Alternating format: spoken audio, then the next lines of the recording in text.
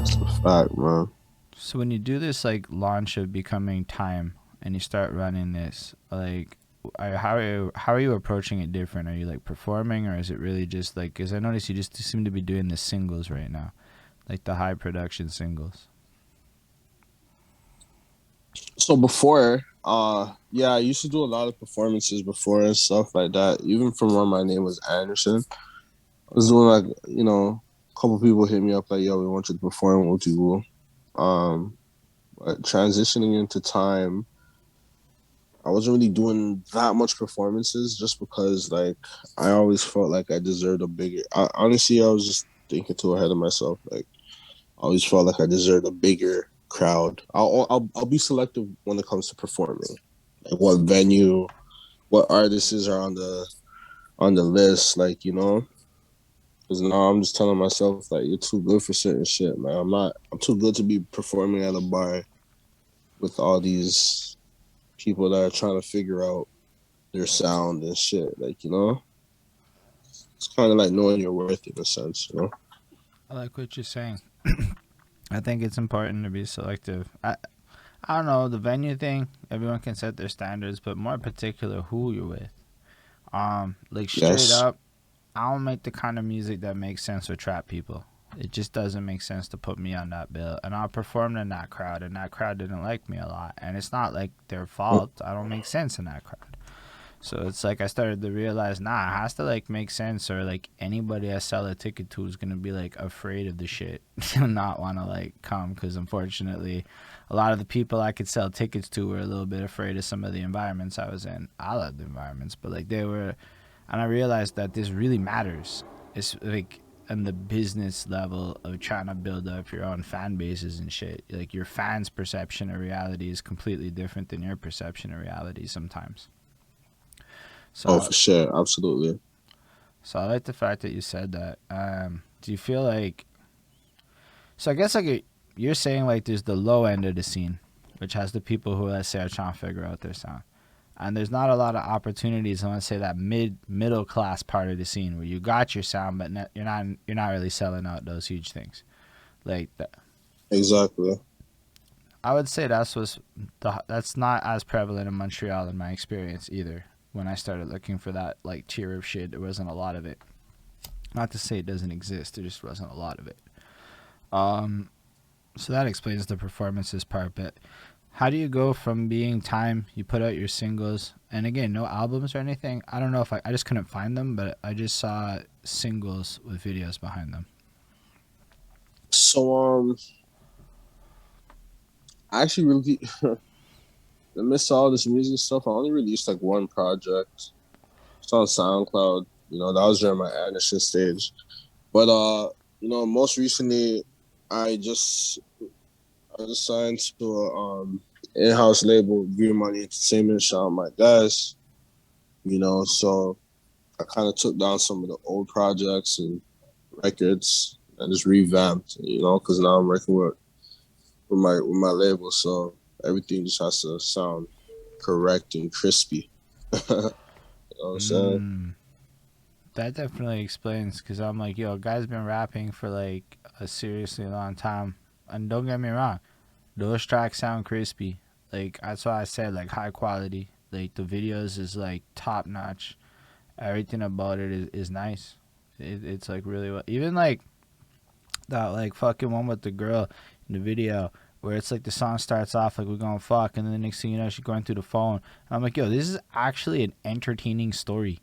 Like I was not bored listening to it. I'm like, I Mm-hmm. don't normally fuck with this shit, but this is fucking hilarious at the end of the day. Like, and then it just kind of tapped into that realness where you know what, you are gonna end up back in that situation later on, coming back to the crib. It's just kind of how it goes. Oh yeah, absolutely. And I'm like, damn, that Yeah, was one good. thing about me is like I'm just an individual. I don't really like I'm a very mysterious guy, man. Like I don't really how should I word it? So okay, I don't really complain about things, and I don't really vent. I don't vent to people about my life or what's going on currently. I bottle my emotions, bro. But music is really my gateway of expressing myself So certain records that I release is literally just like me like I'm a storyteller to be exact, you know.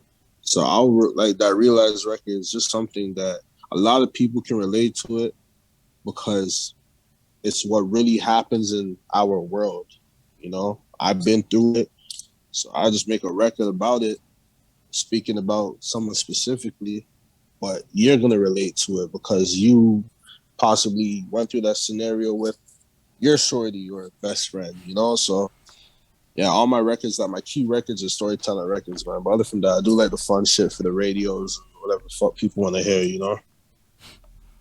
Yeah, I like that approach too. So you basically, how did you link up with Green Money Entertainment? And shout out them, because honestly, in this whole endeavor, not many management teams have hit me up and been like, I have artists that I think it would be fun. Did it all like mad formal via email and shit. So shout out Kyle, who fucking hit me up and did it all formal and whatnot. Yeah, professional. But how I met them, yeah, me and shit, I guess you know him as Kyle, but yeah, man, me and Kyle knew each other for a minute now since 2014.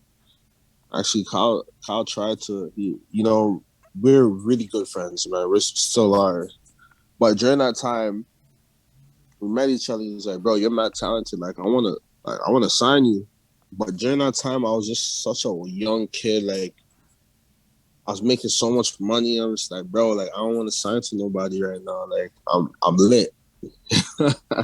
You know, that was just me being ignorant because no matter what you do in life, man, you always need a fucking team behind you, bro. You need some type of fucking individual that's gonna be in your corner to help you be successful. Don't ever think you can do it by yourself.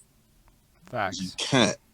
You need a fucking team. You need people to play their fucking roles around you. You get what I'm saying?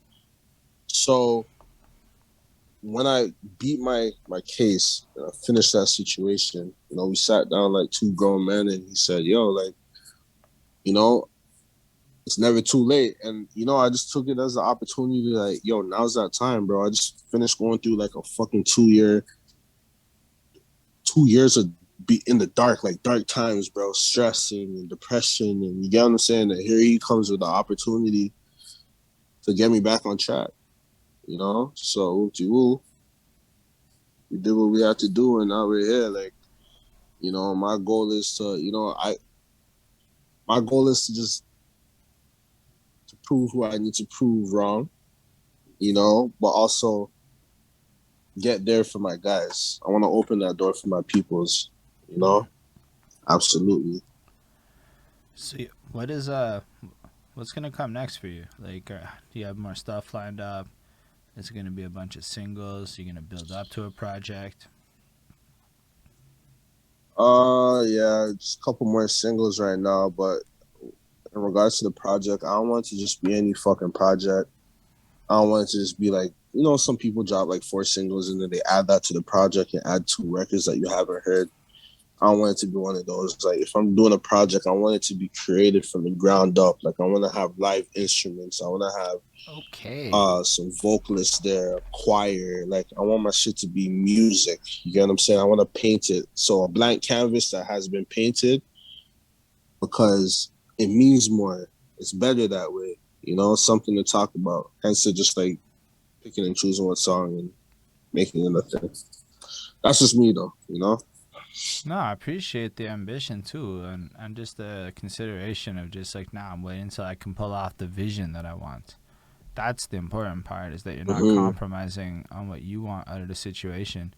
Yo, I have another question. Just cause like, yo, I've been mad like super independent my whole life, and then I started talking to people like in the interview grind, and I started realizing there's a lot of ignorance in my old ways of being.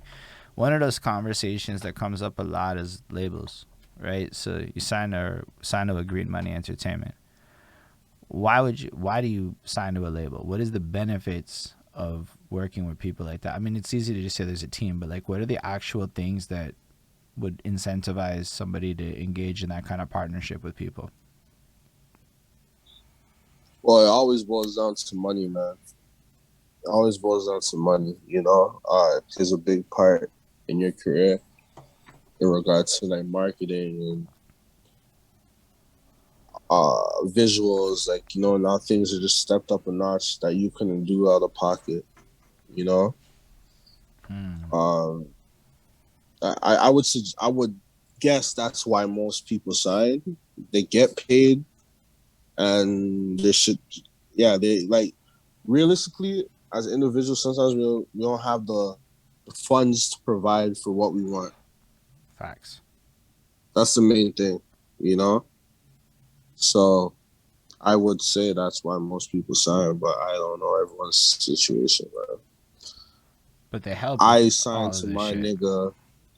Yeah, I really signed to my nigga Kyle just due to the fact of him believing in me. He had this guy's a mastermind, so it's like he wanted to make a label on what's better than putting your homeboy on the label. You know That's, what I'm saying? It just makes sense, in my opinion. that makes. I agree.